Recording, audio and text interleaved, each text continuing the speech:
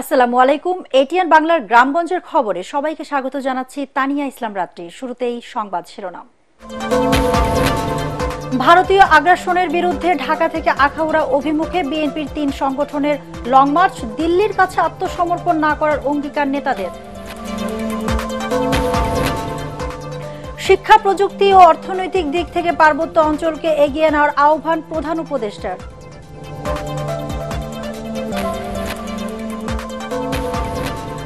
সিরাজগঞ্জের এক নির্বাচন কর্মকর্তার বিরুদ্ধে আওয়ামী শাসনামলে একাধিক নির্বাচনে অনিয়ম দুর্নীতির অভিযোগ। এখনও নিজ পদে বহাল ক্ষুব্ধ এলাকাবাসী। এবং সারা দেশে বেড়েছে শীতের তীব্রতা, স্থবির হয়ে পড়েছে জনজীবন। নওগাঁয় সর্বনিম্ন তাপমাত্রা 11.7 ডিগ্রি সেলসিয়াস। শুনছিলেন শিরোনাম, এবার বিস্তারিত। ভারতের আগরতলায় বাংলাদেশের সহকারী হাই কমিশনে হামলা ও জাতীয় পতাকার অবমাননার প্রতিবাদে আগরতলা অভিমুখে লং মার্চ করেছে বিএনপির ৩ সংগঠন, ছাত্রদল, যুবদল ও স্বেচ্ছাসেবক দল। যাত্রাপথে ভৈরব হয়ে ব্রাহ্মণবাড়িয়ার আখাউড়ায় গিয়ে সমাবেশের মধ্য দিয়ে শেষ হয় এই লং মার্চ। এর আগে সকালে নয়াপল্টনে বিএনপির কেন্দ্রীয় কার্যালয়ের সামনে সংক্ষিপ্ত সমাবেশে দলের সিনিয়র যুগ্ম মহাসচিব রুহুল কবির রিজভীর বক্তব্য শেষে লং মার্চের যাত্রা শুরু হয়। রিপোর্ট করছেন মাজহারুল হক মুহাজির।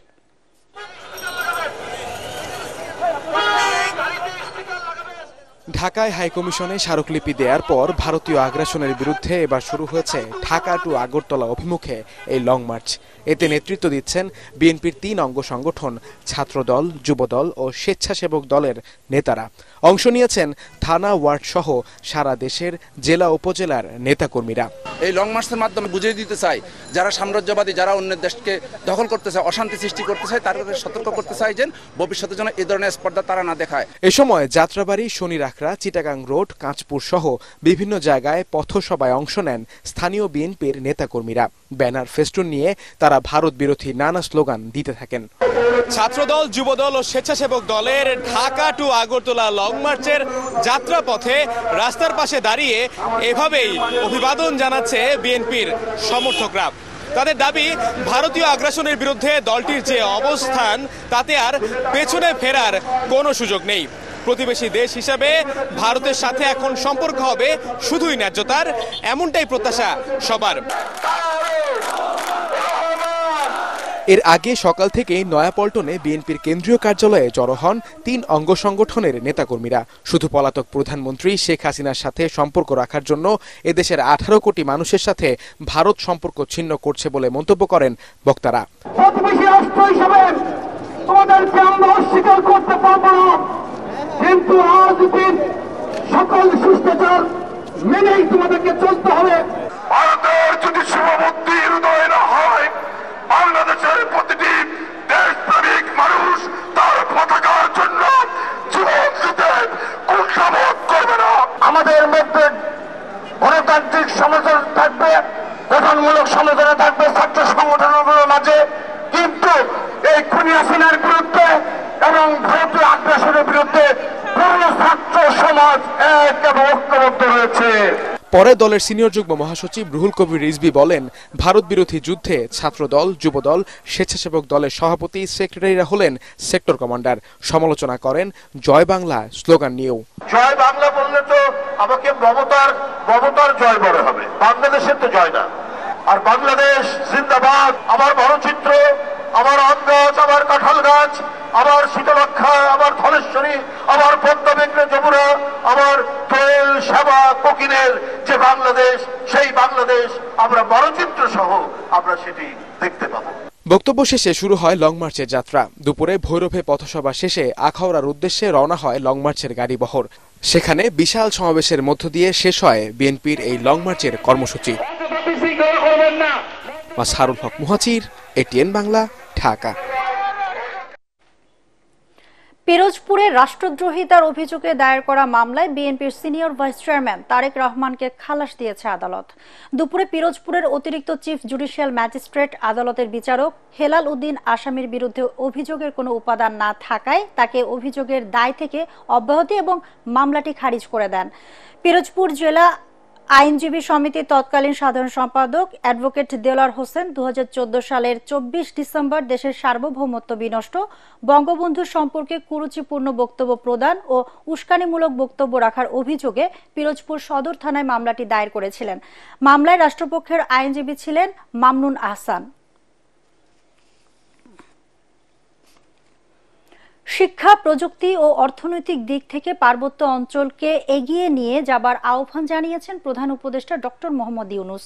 রাজধানীর পার্বত্য চট্টগ্রাম কমপ্লেক্সে পার্বত্য জেলা পরিষদ চেয়ারম্যান ও সদস্যদের প্রশিক্ষণ কর্মসূচির অনুষ্ঠানে এই আহ্বান জানান তিনি।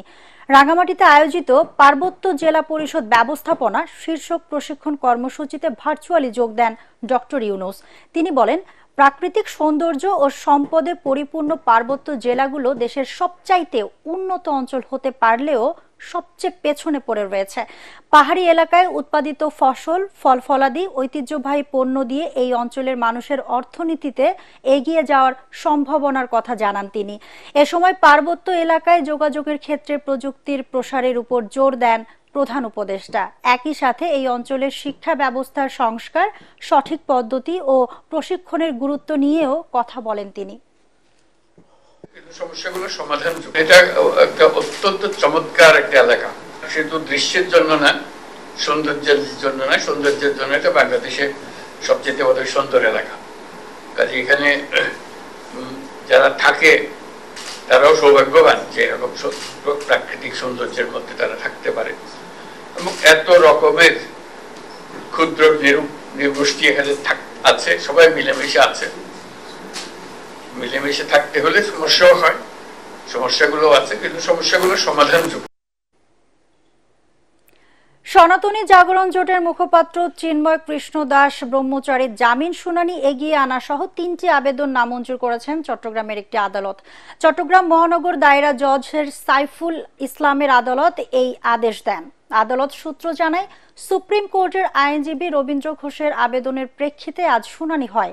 এতে চিন্ময় কৃষ্ণ ব্রহ্মচারীর মামলার শুনানি করা, নথি উপস্থাপন এবং জামিন শুনানির তারিখ 2রা জানুয়ারি থেকে এগিয়ে আনার জন্য 3টি দরখাস্ত দেওয়া হয় আদালতে। কিন্তু দরখাস্তে আসামির পক্ষে ওকালতনামা এবং ফাইলিং আইনজীবীর লিখিত অনুমতি না থাকায় দরখাস্ত নট মেইনটেইনেবল উল্লেখ করে নামঞ্জুর করেন আদালত। বাদীপক্ষের আইনজীবী অ্যাডভোকেট কফিল উদ্দিন জানান, আইনজীবী রবীন্দ্র ঘোষের এই ধরনের দরখাস্ত দেওয়ার আইনগত কোনো অধিকার নেই। গত 31 অক্টোবর ফিরোজ খান নামে এক ব্যক্তি চট্টগ্রামের কোতোয়ালি থানায় চিন্ময় কৃষ্ণ দাস ব্রহ্মচারী সহ 19 জনের বিরুদ্ধে রাষ্ট্রদ্রোহের অভিযোগে মামলা করেন। ওই মামলায় 25 নভেম্বর তাকে ঢাকা থেকে গ্রেপ্তার করা হয়। এরপর 26 নভেম্বর তাকে চট্টগ্রামের আদালতে তোলা হলে আদালত তার জামিন নামঞ্জুর ও 2রা জানুয়ারি শুনানির দিন ধার্য করেন।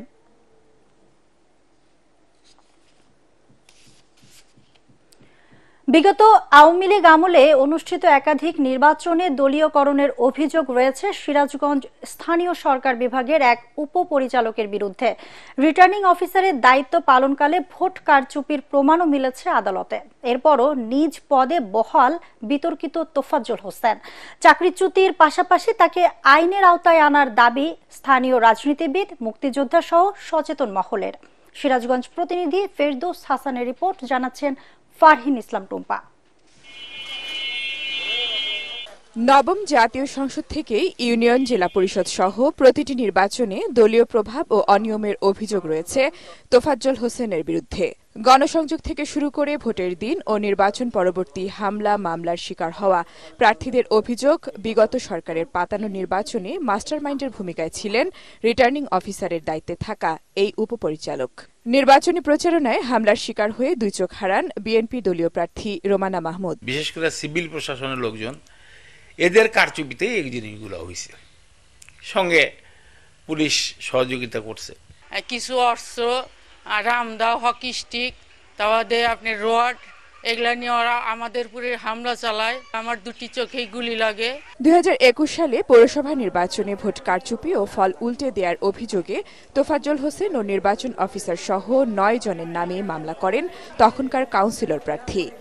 তদন্তে ভোট কারচুপির প্রমাণ মেলে। তৎকালীন ক্ষমতাসীন কিছু ব্যক্তির প্রভাবে আমাকে পরাজয় দেখাইয়া 3 ভোটে পরাজয় দেখায় যিনি 4 নম্বরে ছিলেন 4 নম্বরকে 1 নম্বর বিজয় হিসেবে ঘোষণা করছেন। কাস্টিং ভোটের 50% ব্যালট পেপার আদালতে উপস্থাপন করা হয়েছে, বাকি ব্যালট পেপার কোথায় গেল? বিতর্কিত ব্যক্তিদের বিরুদ্ধে ব্যবস্থা নেওয়ার দাবি রাজনৈতিক দল, মুক্তিযোদ্ধা সহ স্থানীয়দের। 15-16 বছরের যে সেটআপ, এই সেটআপটা পরিবর্তন করতে হবে। এই সেটআপ পরিবর্তন করতে না পারলে তাহলে তারা যে মানসিকতা নিয়ে তো আছে এবং যে মানসিকতা এখনো আছে এবং আওয়ামী লীগের প্রতি সরকার যে সহযোগিতা করেছে তারাই কিন্তু এখনো এই সেটআপের মধ্যে রয়েছে। ওই পতিত সরকারের দোষরদেরকে বিচারিত করার পরে নতুন প্রশাসন নিয়ে যদি নির্বাচন করা যায় তাহলে নির্বাচন সুস্থ হবে। তবে এসব অভিযোগের বিরুদ্ধে আইনি লড়াইয়ের কথা জানান তোফাজ্জল হোসেন। নির্বাচনী ট্রাইব্যুনালে একটি মামলা হয়েছে এবং সেই মামলার প্রেক্ষিতে তৎকালীন জেলা নির্বাচন অফিসার সহ কয়েকজনকে বিবাদী করে একটি মামলা আনয়ন করা হয়েছে। এখন সেই মামলার সর্বশেষ অবস্থাটা আসলে এই মুহূর্তে আমি জানি না। তোফাজ্জল হোসেন বিগত নির্বাচনগুলোতে রিটার্নিং অফিসারের দায়িত্ব পালন করে বিতর্কিত হলেও রয়ে গেছেন ধরাছোঁয়ার বাইরে। Bureau report, ATN Bangla. তারুণ্যের শক্তি দেশি বিদেশি সব ষড়যন্ত্র রুখে দেবে বলে মন্তব্য করেছেন debate for democracy chairman Hasan Ahmed Chowdhury Kiran. Mymensingh town হলে উইজডম ইন্টারন্যাশনাল স্কুল অ্যান্ড কলেজের বার্ষিক বিতর্ক প্রতিযোগিতায় প্রধান অতিথির বক্তব্যে একথা বলেন তিনি। 5 আগস্ট ফ্যাসিবাদী সরকারের পতন হলেও গণতান্ত্রিক মুক্তির আন্দোলন এখনো শেষ হয়নি বলেও অভিমত তার। ময়মনসিংহ থেকে মিজান শাহজাহানের রিপোর্ট, ছবি তুলেছেন ইমদাদুল হক। ঢাকা শহরের নামিদামি শিক্ষা প্রতিষ্ঠানের সাথে বিতর্ক প্রতিযোগিতায় পাল্লা দেওয়ার যোগ্যতা যে মফস্বলের শিক্ষার্থীরা অর্জন করতে পেরেছে এর উজ্জ্বল উদাহরণ Mymensingh wisdom international school and কলেজের খুদে বিতার্কিকরা। ইংরেজি ভাষায় তাদের যুক্তি পাল্টা যুক্তিতে প্রাণবন্ত হয়ে ওঠে টাউন হল মিলনায়তন।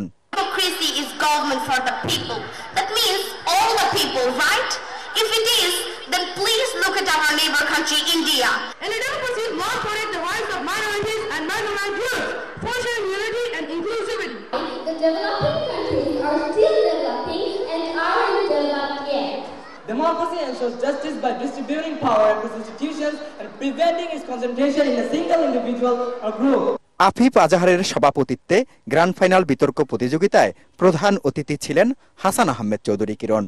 বিতর্কের মূল্যায়ন পর্বে তিনি বলেন, তরুণরা রুখে দাঁড়ালে আর কখনোই ফেসিবাদীর কবলে পড়বে না বাংলাদেশ। তরুণরাই কিন্তু আজকে রুখে দিয়েছে। আমি মনে করি আজকে এই যে বার্ষিক বিতর্ক প্রতিযোগিতা হলো উইজডম ইন্টারন্যাশনাল স্কুল অ্যান্ড কলেজে, আজকের এখানে যে তরুণরা রয়েছে, যে অভিভাবকরা রয়েছে, ময়মনসিংহবাসী রয়েছে, সমগ্র বাংলাদেশ রয়েছে, 18 কোটি মানুষ রয়েছে, এই তরুণদের নেতৃত্বেই এই বাংলাদেশের স্বৈরাচারকে যদি আবারও কোনো রকম ভাবে বাংলাদেশ স্বৈরাচার তাদের অপচেষ্টা করবার চেষ্টা করে, এই তরুণরাই তাকে রুখে দেবে।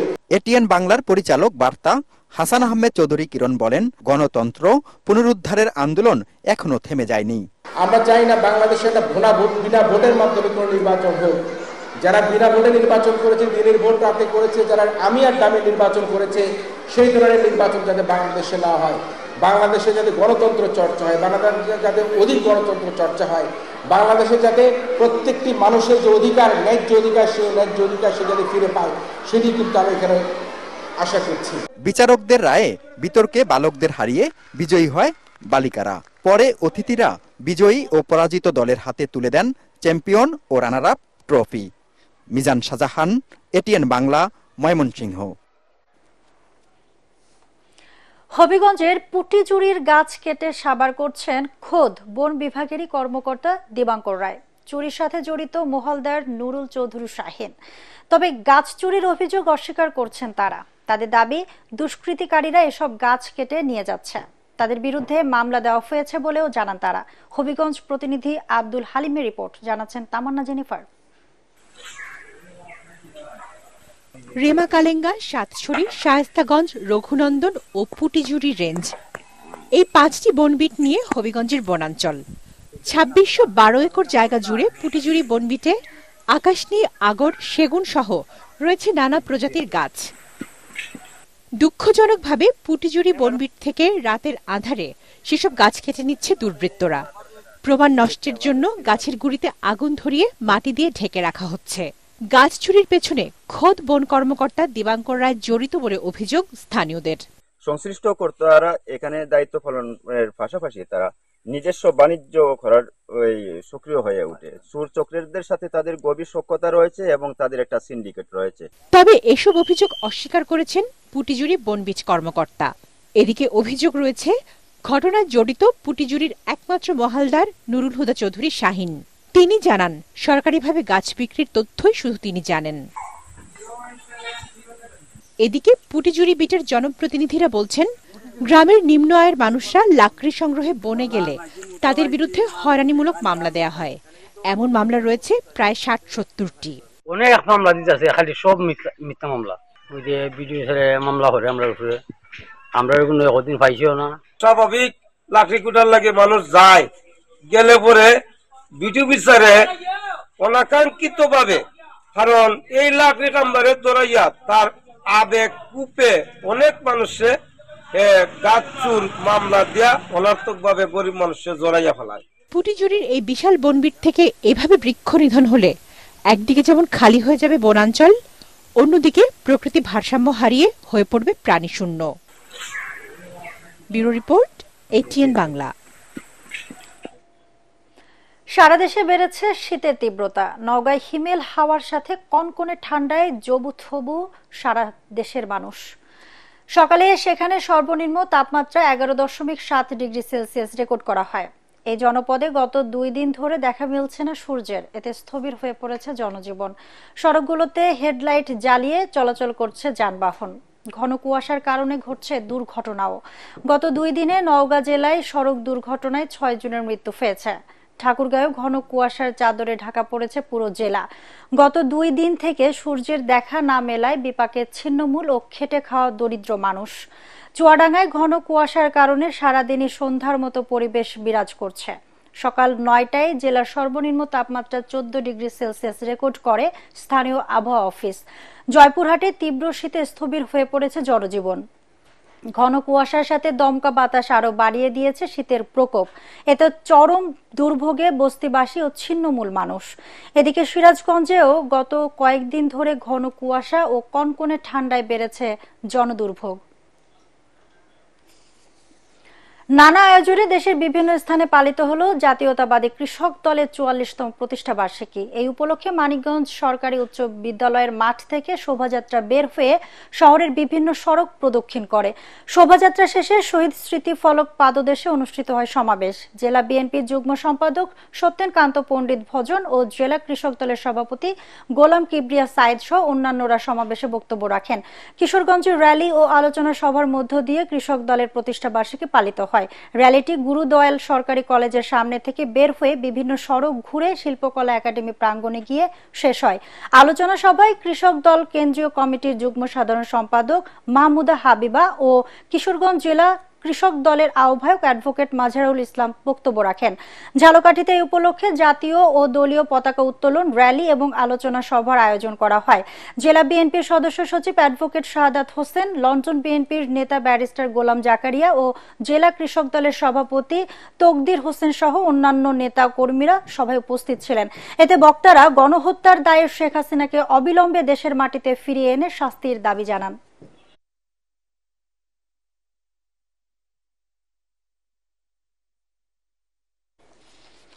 দর্শক, পরবর্তী সংবাদ দেখার আমন্ত্রণ জানিয়ে এখনকার মতো শেষ করছি। এটিএন বাংলা সংবাদ ইউটিউবে দেখতে ব্রাউজ করুন, youtube/ATN বাংলা নিউজ। ধন্যবাদ সবাইকে।